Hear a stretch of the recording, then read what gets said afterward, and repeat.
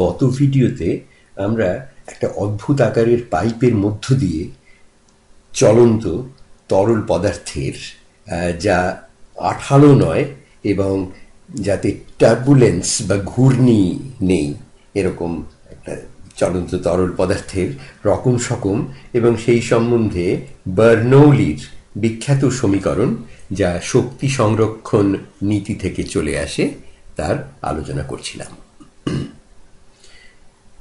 কিন্তু আলোচনাটা শেষ হয়নি, আমাদের থেমে যেতে হয়েছিল শেষ করার একটু আগে, তো সেই জন্য এই পুরো জিনিসটাকে আরেকবার চাট করে মনে করিয়ে দিচ্ছি। বার্নৌলি ছিলেন একজন বড় সুইস বৈজ্ঞানিক। তিনি 1738 খ্রিস্টাব্দে এই খ্যাতনামা কাজটি করেন এবং সেটা প্রকাশ করেন। একটি নির্দিষ্ট সময়ে টির মধ্যে যতটুকু শক্তি পাইপে ঢুকছে ওই বাঁদিকে, সেটুকুই বেরিয়ে যাচ্ছে। 3 ধরনের শক্তি এখানে কাজ করছে। প্রবেশপথে বল F1, সেটি কাজ করছে V1, যেটা হচ্ছে তার গতিবেগ, গুণ টি, সেটা হচ্ছে দৈর্ঘ্যটা আর কি। V1T দৈর্ঘ্যের তরল পদার্থকে ওই F1 ঠেলে ঢোকাচ্ছে, তাতে কাজ করা হচ্ছে F টাইমস V1T, এই গুণফলটি হচ্ছে W1। মহাকর্ষজনিত সুপ্ত শক্তি, যেটাকে পোটেনশিয়াল 1 বলছি, পোটেনশিয়াল এনার্জি 1, এবং গতিশক্তি কিনেটিক এনার্জি, যেটাকে KE1 বলছি, এদের যোগফল নিকাশ পথের শক্তিত্রয়ের যোগফলের সমান হবে। এটাই হচ্ছে শক্তির সংরক্ষণ বা কনজারভেশন অফ এনার্জি থেকে এটা আসে। এ পর্যন্ত আমরা আগে দিন বলেছিলাম। মনে রাখতে হবে যে পরিমাণ তরল পদার্থ ঢুকছে তার আয়তন এবং ভর ওই সময়ের মধ্যে যেটুকু বেরোচ্ছে তার সমান। তার কারণ এই ধরনের তরল পদার্থকে তারা সংকুচিত হয় না চাপ দিলে। গ্যাসের ক্ষেত্রেও এই ধরনের বার্নৌলি ইকুয়েশন আছে, কিন্তু সেটি আরেকটু খটোমটো, কারণ সেখানে এই সংকোচন নেই,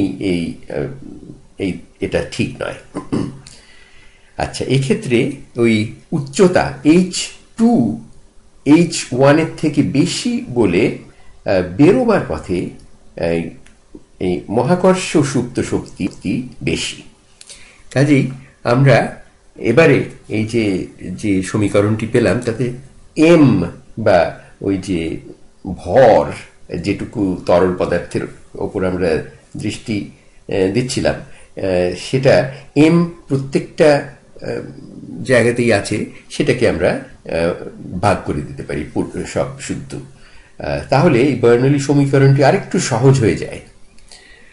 এবং আরেকটা আমরা কাজ করতে পারি যে রো বাই এম দিয়ে যদি আমি প্রত্যেকটা টার্মকে গুণ করি, প্রত্যেকটা অংশকে গুণ করি, রো যেটা ওই ঘনত্ব যেটা এখানে নিচে রয়েছে, সেটা দিয়ে যদি পুরো প্রত্যেকটা টার্মকে গুণ করি, তাহলে আমরা পাচ্ছি P1 যোগ রো জি H1 অর্ধেক যোগ অর্ধেক রো V1 বর্গ সমান ওই সব P2 দিয়ে প্রত্যেকটা টার্ম আর কি, P2 যোগ রো জি H2 যোগ অর্ধেক রো V2 স্কোয়ার।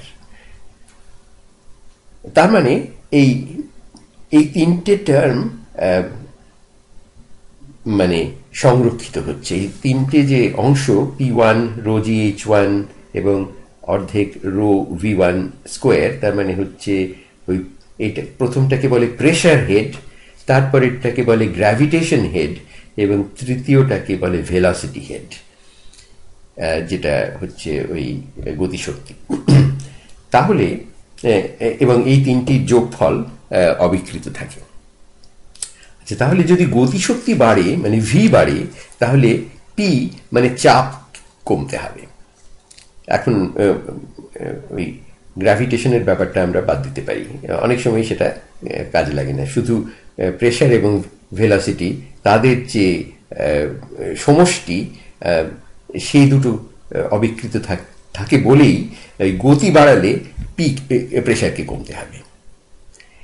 এই জন্যেই এরোপ্লেনের যে পাখাগুলো, তাদের যখন তারা জোরে চলে তখন পাখার ওপর দিয়ে যে হাওয়াটা চলে তাকে তার গতিবেগ হয় বেশি, সেজন্য সেখানে সেখানে চাপটি কম। কাজে নিচে থেকে যে চাপটি দেওয়া হচ্ছে, যার মানে পাখাটির নিচের হাওয়ার গতিবেগ কম বলে সেখানে প্রেশারটা বেশি উঁচুর দিকে, কাজেই এরোপ্লেনটা তখন ওপর দিকে ওঠে।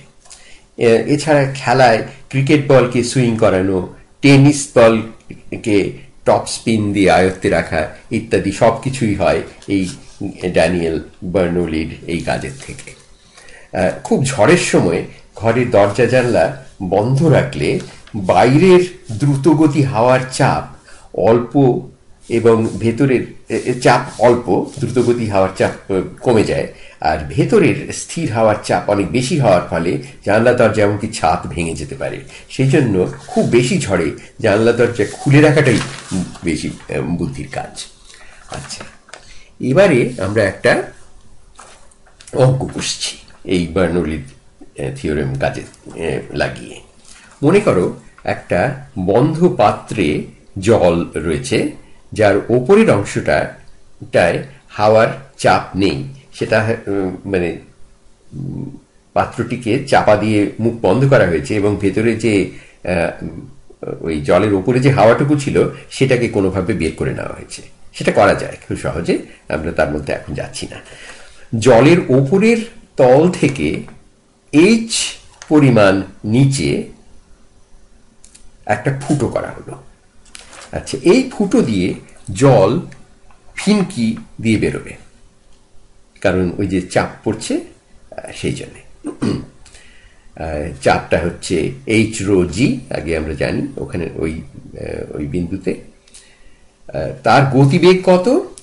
ধরো পাত্রের এবং জলের উপরতলের আয়তক্ষেত্র বা এরিয়াটি হচ্ছে A1 এবং ফুটোটির আয়তক্ষেত্র বা এরিয়া আর কি A2, আর A2টা A1 থেকে অনেক ছোট। মনে করো A1 হচ্ছে A2 হচ্ছে A1 এর 1000 ভাগের 1 ভাগ। আচ্ছা, এই যে মানে এই পুরো জিনিসটা কিন্তু আমরা যে ওই অদ্ভুত পাইপটা এঁকেছিলাম আগে বার্নৌলির ইকুয়েশন এর সঙ্গে সম্বন্ধে আলোচনা করার জন্যে, এটার সঙ্গে কিন্তু এই যে আমরা ব্যবস্থাটা করেছি সেই পাইপটাকে একটু কল্পনা করে নাও যে এটা কিন্তু মিলছে।